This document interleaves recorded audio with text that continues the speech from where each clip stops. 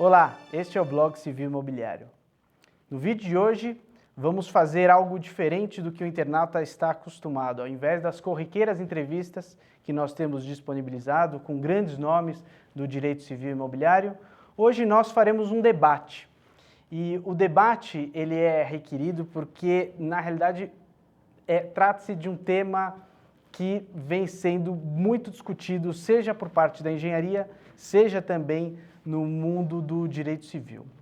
E para que a gente possa tratar sobre a norma de desempenho, que é o assunto de hoje, selecionamos alguns nomes que conhecem muito bem a matéria. Em primeiro lugar, o nosso primeiro convidado, também colaborador do Blog Civil Imobiliário, é o Dr. Fábio Guedes, que é mestrando em Direito Civil pela PUC de São Paulo e advogado.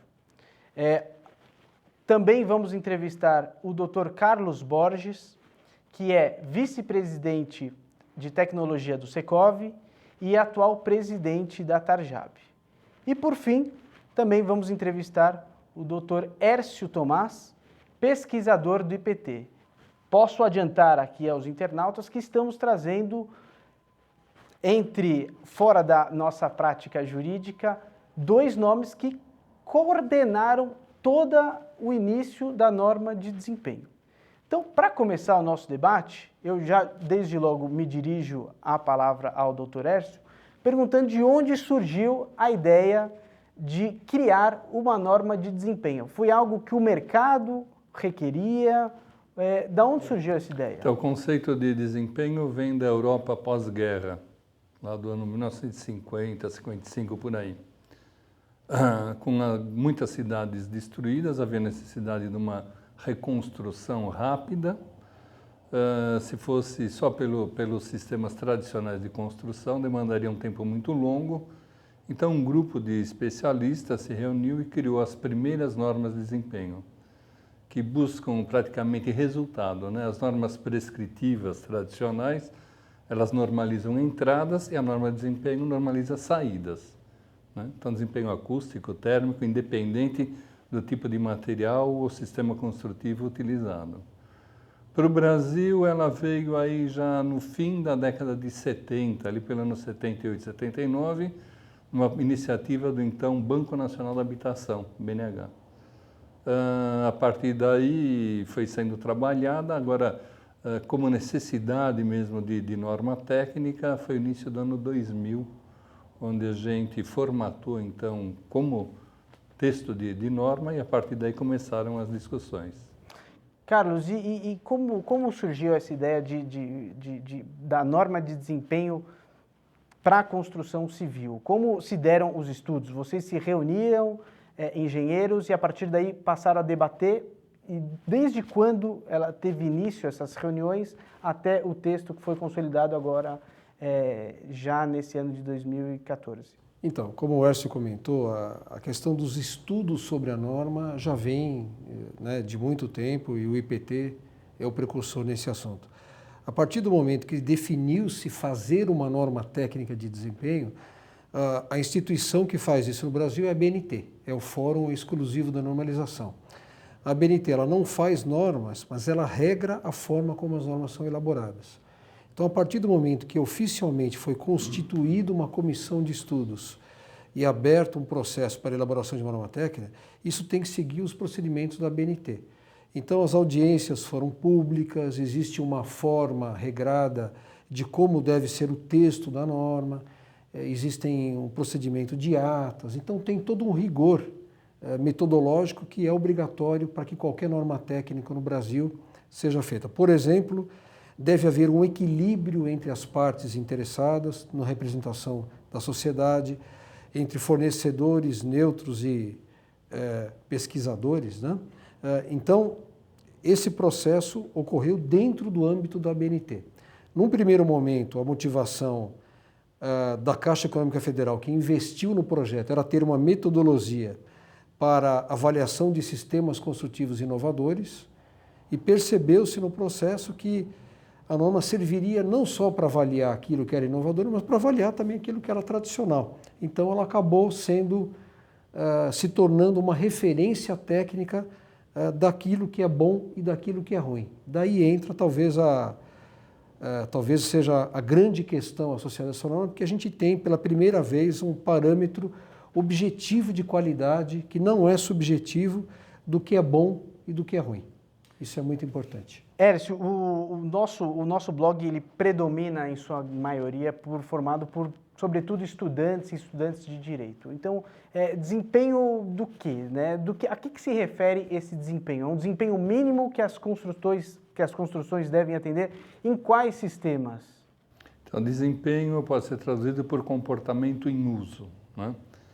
Então, a gente tem hoje no mercado, ainda no mercado brasileiro, lado a lado, muita qualidade embutida que o consumidor não percebe e, às vezes, a opção de escolher esse ou aquele imóvel é pela cor, pela textura, pela aparência. Como o Carlos falou, a norma de desempenho procura exatamente fazer uma separação, né? Então, a construção nova, todas elas são normalmente bonitinhas, recém-pintada, e ao longo da vida útil, depois de 20 anos, 30, 40 anos. Então, o desempenho, o conceito de desempenho procura ver esse potencial ao longo do tempo, né, de forma a você fornecer um bem durável, talvez o mais durável da humanidade, que tenha respostas adequadas ao longo do tempo. Minimamente, sim. A norma de desempenho traz um diferencial. Ela estabelece parâmetros mínimos de desempenho. Quando a gente fala em desempenho estrutural, segurança contra incêndio, etc., todas as construções têm que atender. E quando você vai para aspectos de habitabilidade, para conforto e térmico, acústico, etc., ela estabelece patamares diferentes. Então a gente tem lá o nível mínimo, o nível intermediário e o nível superior. Significa o seguinte, você deve saber pelo que você está pagando, porque a propaganda, o marqueteiro, para ele é tudo muito bonito, né? E a sociedade tem adquirido, em geral, em função dessa propaganda, comprado produto de excelente qualidade, bonito, mais durável, mas quanto que dura? Então, o desempenho procura mais ou menos parametrizar isso aí.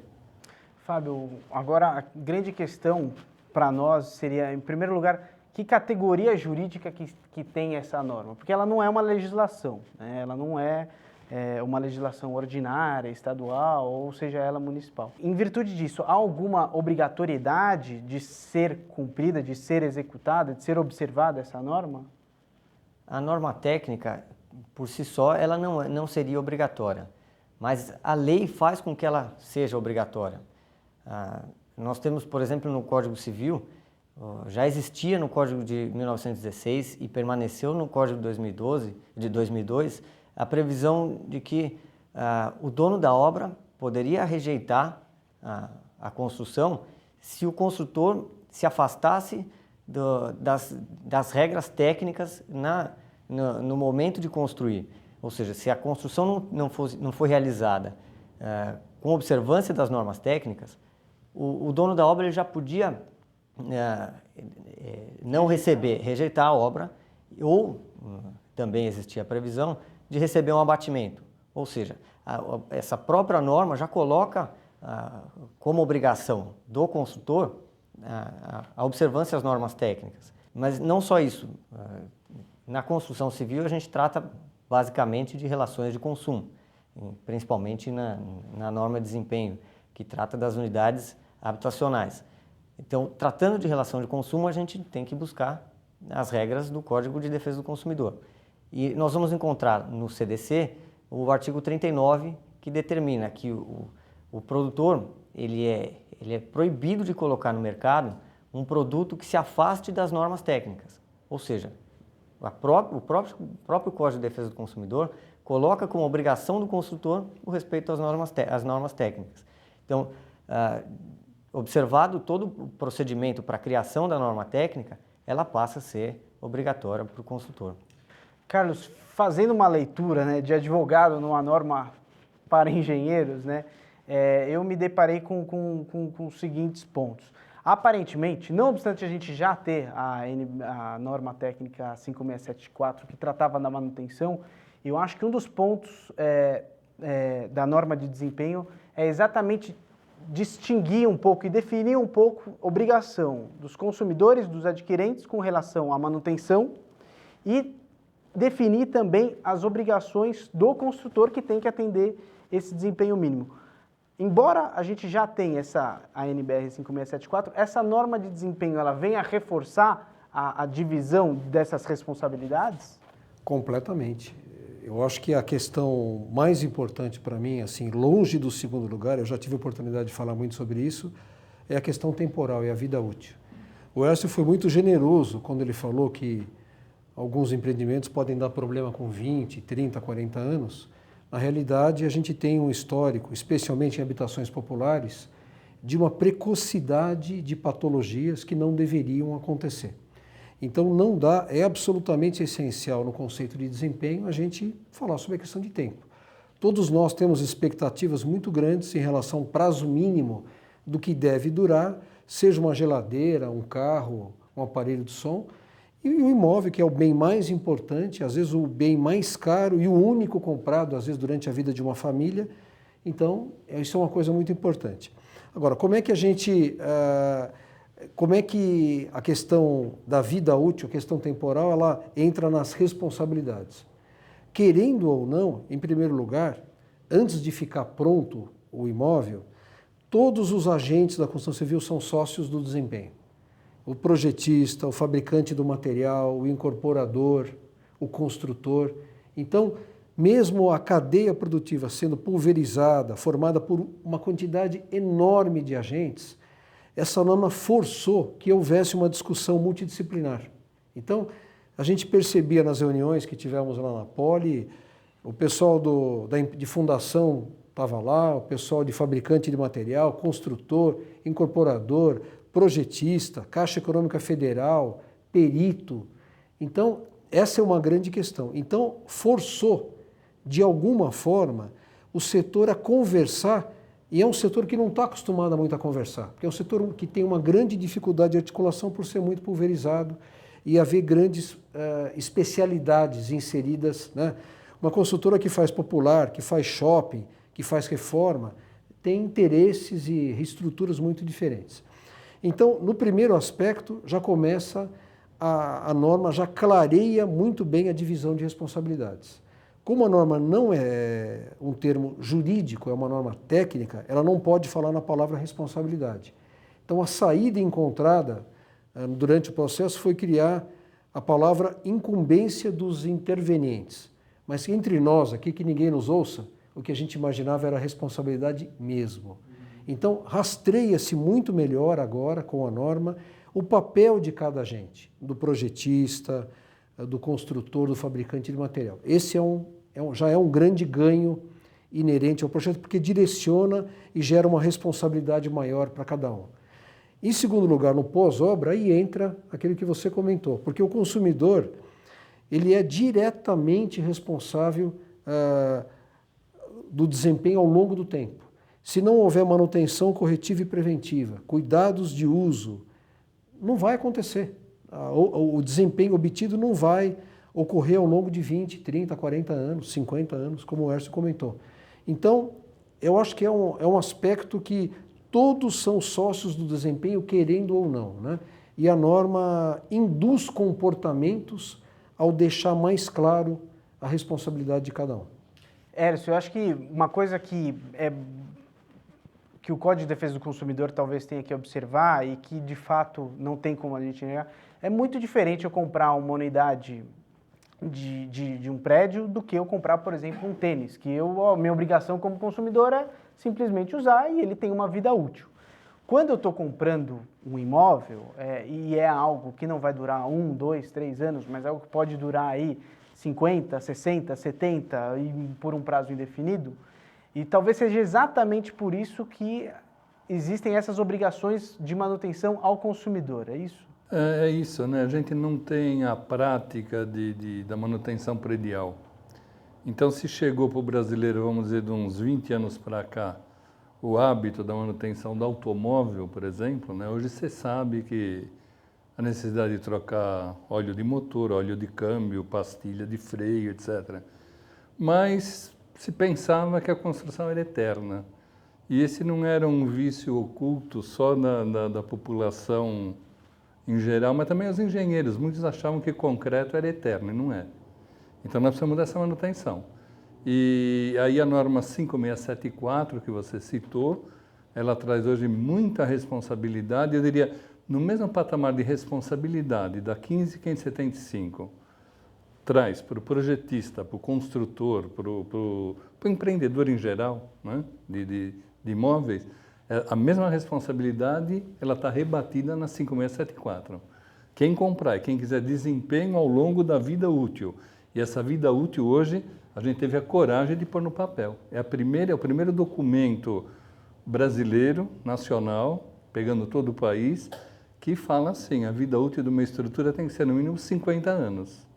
Né? A vida útil de uma fachada, de um revestimento tem que ser no mínimo 20 anos. Isso não estava escrito em documento nenhum. Para se atingir os 20 anos, ou os 50, ou os 30, ou os 40, é óbvio que tem que ter uma manutenção regular, periódica, bem feita. E a 5674 ela fala quem faz, quando faz, com que instrumento, com que processo, com que material, que é uma responsabilidade que a gente tem que colocar agora nos manuais, no manual do proprietário do apartamento, no manual do síndico, no manual das áreas comuns, para a gente garantir o quê? Para o estoque de imóveis nosso durar muito mais tempo do que tem durado. Né? Perfeito. Fábio, me preocupa um pouco, eventualmente, essa norma de desempenho, ela pode levar que o consumidor, para que ele possa constituir o seu direito, que ele tenha que provar essa manutenção. Me parece que a construção civil é algo que isso é algo um pouco mais natural, consoante aquilo que a gente acabou de tratar. A gente está comprando um imóvel que é algo um pouco mais complexo do que um produto. Como você vê o Código de Defesa do Consumidor, se eventualmente, considerando que existe uma facilitação ao direito do consumidor, se essa prova de manutenção pode ou não cercear o direito daquele que compra o imóvel e, eventualmente, deixa de fazer a manutenção por um curto período, em seguida a construtora já pode dizer, mas você não atendeu de forma mínima a manutenção aqui realizada. Bom, Alexandre, são questões que nós não enfrentamos ainda nos tribunais. A gente trabalha, por enquanto, com hipóteses, porque a gente não enfrentou ainda a entrega de empreendimentos com as características que atendem à norma de desempenho, para que, num futuro, possam vir as demandas judiciais. Bom, hipoteticamente, o que a gente pode visualizar é que a norma, agora, ela traz expressamente uma obrigação para o usuário, embora já existisse, mas agora fica mais claro que o usuário tem essa obrigação de cumprir aquela meta, aquele planejamento de manutenções que o projeto do empreendimento traz e que depois é passado nos manuais que eles acabaram de colocar. Então, inicialmente, a ideia que se tem é que o usuário ele tem que cumprir esse plano de manutenções para que ele possa ter o direito de dizer, olha, o problema não é da minha utilização, não é o mau uso que causou isso, esse vício, esse problema. Esse vício, esse problema vem ou do projeto ou da execução do projeto. Então, inicialmente, é essa a ideia que se tem. Mas a gente consegue visualizar que, na seara do consumidor, pode ser que, ainda que ele faça a prova que ele fez a manutenção, ele não consiga demonstrar que esse vício é do construtor. Então, isso vai acabar sendo analisado caso a caso, mas a gente consegue até imaginar que, numa determinada situação, apareça um vício e a construtora venha alegar que aquele vício só apareceu porque o usuário não fez a manutenção no prazo correto, de acordo com o manual de reparos que ele devia fazer. Aí vai caber, no caso a caso, analisar se aquela específica, aquela determinada manutenção, aquele reparo, aquela substituição de material que ele deveria ter feito e não fez, se aquilo vai ser a causa determinante daquele problema que apareceu. Então, a análise caso a caso vai demonstrar que se é problema disso ou se, eventualmente, aquela especificação que foi colocada no projeto, ela é um pouco, digamos, abusiva. Você coloca um prazo muito exíguo para fazer uma determinada manutenção e isso não seria a causa não seria o suficiente para causar esse tipo de problema. E aí também o perito vai acabar tendo que analisar essa questão, se enfrentar isso, se aquela falta de manutenção específica ou o atraso naquele tipo de manutenção pode causar um problema que seja imputável ao consumidor ou ao consultor. Carlos, com relação à manutenção, cabe aos próprios consumidores, aos usuários, realizarem essas manutenções. Mas o consumidor sabe fazer essa manutenção? Assim, o manual do síndico ele é bastante explicativo. Agora, se ele precisar de algum auxílio, as construtoras elas têm um departamento, estão se modernizando para ter um departamento de assistência técnica nesse auxílio técnico? Sem dúvida. Eu acho que tem um aspecto importante, o Erso citou muito bem a norma NBR 5674, que regra a elaboração de programas de manutenção corretiva e preventiva, que são essenciais para que o desempenho seja obtido ao longo da vida útil. Existe uma outra norma, que é a NBR 14037, que fala sobre justamente o conteúdo que deve ter os manuais do proprietário e das áreas comuns. E esta norma obriga as construtoras a fornecerem as informações de tal maneira que o condomínio, que a equipe gestora pós-obra, possa elaborar o programa de manutenção corretiva baseado nessas duas normas. Então, o consumidor tem que ter informação e tem uma metodologia pela 5674. É razoável, é bastante razoável que seja uma condição de perda de garantia a existência da manutenção, porque é uma realidade. Qualquer um de nós que não fizer a revisão do carro que comprou na concessionária, perde a garantia. E não está errado. A gente tem que trocar óleo, tem que calibrar pneu, tem que fazer um monte de coisa. Os empreendimentos imobiliários são organismos vivos que precisam de manutenção. Se a gente não fizer, por exemplo, a primeira repintura do prédio, sei lá, talvez em 3, 5 anos, o que vai acontecer? Aquela acomodação natural que o prédio tem nos primeiros anos vai gerar microfissuras que, se não forem tratadas junto com a primeira repintura, vão potencializar infiltrações que vão comprometer a vida útil. Então a gente tem um processo que é sequencial.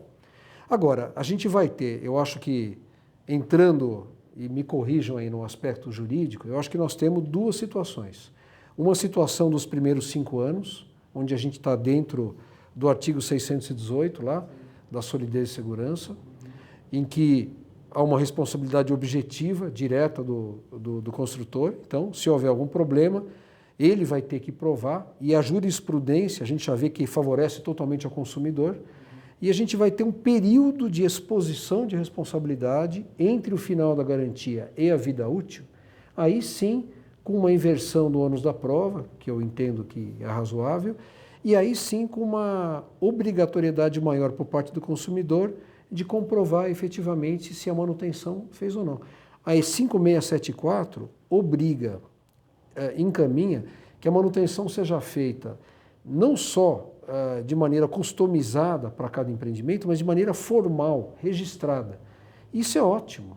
Isso é uma coisa importante que vai gerar talvez um pequeno investimento para o condomínio no início, mas ele vai ganhar dinheiro ao longo da vida útil. A mesma coisa um carro. Um carro bem cuidado na hora de revender. O Erso, o Dodge Charger dele aqui tem uma, né? Porque ele cuidou bem. E aí vai. Nós também, se a gente se cuidar bem, a gente vive mais, né? Então, a gente tem a profissão de facility, de manutenção, está em alta neste momento. Acho que um dos responsáveis é a norma e é muito bom para a sociedade. Só um exemplo que eu acho que o professor Sabatini, que é amigo nosso, comentou comigo, o acervo de total de construções que a gente tem no Brasil. Se a gente tiver a cada 50 anos, teoricamente, as construções que tiverem 50 anos de idade, a gente tiver que derrubar e fazer novas, só por este motivo, teríamos que construir 1,5 milhão de habitações novas no Brasil. É muito importante para a sociedade, num país onde mais de 70% dos recursos públicos são destinados à habitação popular, é de interesse da sociedade, por uma boa aplicação dos nossos recursos públicos, que as construções durem bastante. Outro ponto, Hércio, que eu acho que é muito interessante, a norma de desempenho, ela possivelmente ela pode resolver o problema da decadência ou prescrição da responsabilidade civil dos construtores. Hoje em dia, se um construtor vai até o nosso escritório e diz: qual é o prazo que eu respondo pela minha construção? Acho que a resposta correta que eu sempre dou é: eu não sei. E eu não sei porque essa é a resposta correta. Embora o 618 do Código Civil mencione 5 anos, a gente sabe que a jurisprudência teve a seguinte evolução. Súmula 194 do STJ informava que o prazo seria de 20 anos. Isso nos termos do Código Civil de 1916. Quando o Código Civil de 2002 reduziu a prescrição de 20 anos para 10, passou-se a entender que, então, ao invés dos 5 anos do 618, seria de 10 anos. Quando, então, fui surpreendido com uma jurisprudência do Tribunal de Justiça que seria de 10 anos a partir da ocorrência do vício. Ou seja, se a gente tivesse numa construção de 40 anos, 50 anos, uma vez constatado o eventual vício, o consumidor teria mais 10 anos. E a mais recente jurisprudência do STJ, inclusive que o Carlos Delmar também apresentou num evento do Secov, diz que o fornecedor ele tem que responder pela vida útil do produto. Enfim, qual o prazo da vida útil? Né? Eu acho que talvez... você acha que a norma pode nos auxiliar a responder essa questão? E a gente possa, portanto, construtor, por uma questão de segurança jurídica, saber por quanto tempo ele é responsável por aquilo, e o consumidor também, por quanto tempo que ele pode pleitear uma ação de reparação de danos, por exemplo? Bom, eu tenho falado aí em algumas palestras, em aulas, perguntado para a garotada assim, qual que é o bem mais durável da humanidade? Aí o cara fala, é a casa, é a habitação. E quanto tempo deve durar? Não sei. Em que lei brasileira que está isso? Em que código, em que norma? Em nenhuma estava. Então, assim, quando a gente fala vida útil, prevista, potencial, é possível, aquela possível de ser atingida. Mediante um monte de estudo científico, tecnológico, etc., mas principalmente pelo melhor laboratório que existe na vida, que é o que tem aí, o mundo real. Então a gente tem, por exemplo, em São Paulo, o prédio Martinelli, que deve estar aí pelos 80 anos, o prédio de Udia, no Rio de Janeiro, também por aí. Então, assim, a gente sabe que o concreto de 80 anos atrás era muito inferior ao atual e se conseguiu ter construção que predominam até hoje com esse concreto. O concreto de altíssimo desempenho de hoje é capaz de atingir 50 anos, ou 75, como fala a norma no nível superior, perfeitamente. Então, assim, esse horizonte que a gente falava, o arquiteto e o engenheiro sempre se omitiu de fornecer para a sociedade, e aí o jurista foi tratar sem entender do assunto, né? Então, o jurista, o juiz, o promotor, se baseava no quê para dizer que a construção tinha que atingir 20 ou 30, 40? Então, a sociedade técnica reunida, como o Carlos falou, ali tinha professor, pesquisador, construtor de altíssimo, de empresas de enorme porte ou de pequeno porte, tinha o projetista, tinha o fabricante de material, e essa sociedade técnica fala assim, é possível se atingir vida útil de 20 anos, 30, 40 ou 50. Esse é o horizonte, esse é o parâmetro para o direito agora, né? E para ser atingido, obviamente, tem que ser mantido. Então, assim, a norma 5674 já existia, a 14037 já existia. O acervo de normas da ABNT, Associação Brasileira de Normas Técnicas para a Construção Civil, é perto de 1000. E qual foi o grande problema? O grande problema é que a sociedade brasileira não utiliza muito essas normas. O que vem fazer a 15575? Ela joga um grande foco de luz em cima da norma agora. Ela cita lá nominalmente, ela relaciona lá 200 e poucas normas que devem ser atendidas para se atingir o potencial da vida útil. Combinada com a 5674, que fala de manutenção, a 14037, que fala de manutenção e que já existia também. A 15575 joga uma luz em cima disso. Então, eu acho assim, o trabalho nosso, eu costumo dizer, a gente deixou para a posteridade. Para mim, a norma de desempenho demora de 5 a 10 anos para ser plenamente adotada e aplicada. Mas a gente deixou para a posteridade, a gente deixou esse parâmetro, esse balizamento para a sociedade civil, incluindo a arquitetura, a engenharia e o direito. Carlos, para a gente finalizar a nossa entrevista, na verdade o nosso debate hoje, eu gostaria de saber exatamente 2 pontos. Em primeiro lugar, uma pergunta totalmente de um leigo, né? Eu vi que há um desempenho mínimo, por exemplo, estrutural, de 50 ou 75 anos, como o Hércio mencionou. Ultrapassado esse período, o que significa? Significa que o consumidor ele tem de buscar uma consultoria, uma empresa de engenharia para que faça reforços estruturais para fazer a avaliação. Como funciona? Então, o conceito de desempenho tem um caráter sistêmico e de probabilidade e relatividade. Ele procura traduzir as necessidades humanas em parâmetros técnicos dentro de um horizonte temporal, né? Comportamento em uso, como o Hércio falou. Então, quando a gente fala em desempenho de um prédio, é com o prédio funcionando, com as pessoas morando, trabalhando. Não existe desempenho no projeto. O projeto é funcionamento. Agora, o que acontece? As pessoas são diferentes, mudam suas necessidades, né? Nós estamos falando, por exemplo, no ambiente que nós estamos aqui, talvez o desempenho térmico tenha atendido a 80% das pessoas 90% do tempo.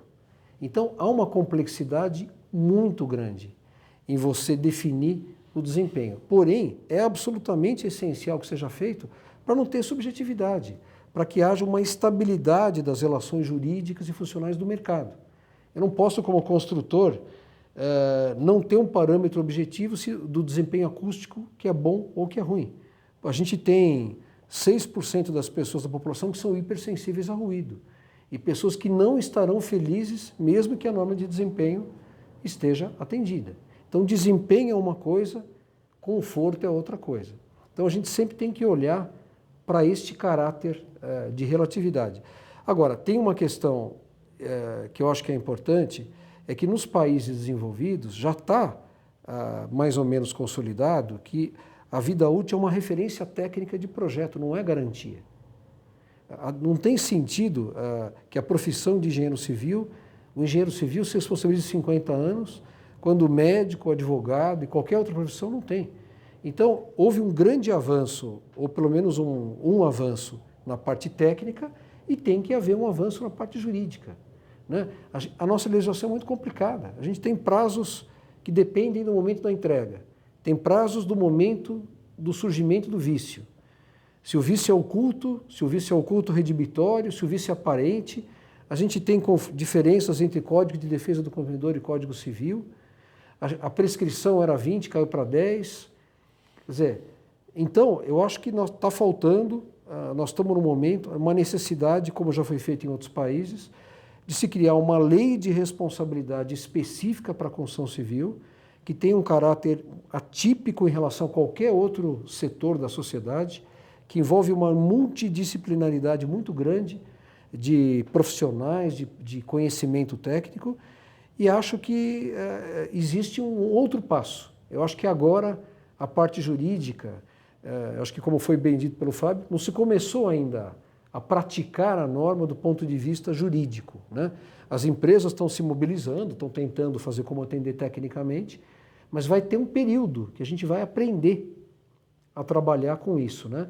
E aí eu acho que vai ter que também ter um regramento do ponto de vista jurídico, não sei se é uma lei, que vai também casar com isso e tornar aquilo que é uma coisa extremamente importante, que tem que ser feita no momento do projeto, não é outro momento, mas não tem sentido também, eu acho, que a responsabilidade de um profissional fique por 50 anos.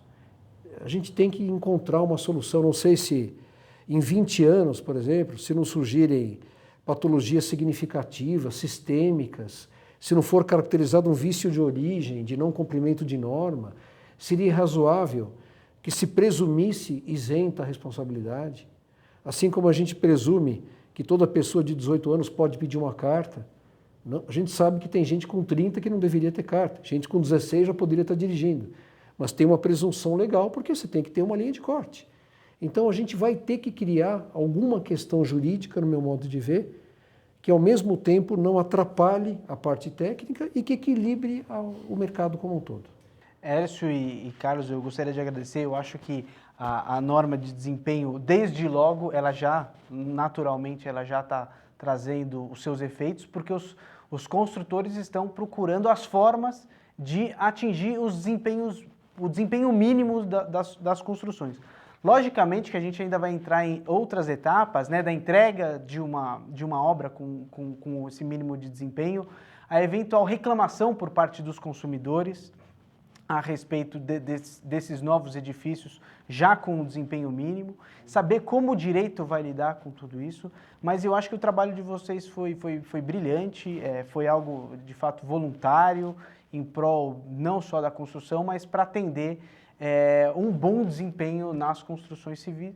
E então, para encerrar o nosso debate, eu gostaria de agradecer muito a presença de vocês e também do Fábio, que também é colaborador do nosso blog, e pelas brilhantes palavras e por todos os esclarecimentos que foram prestados. Obrigado. Obrigado a você.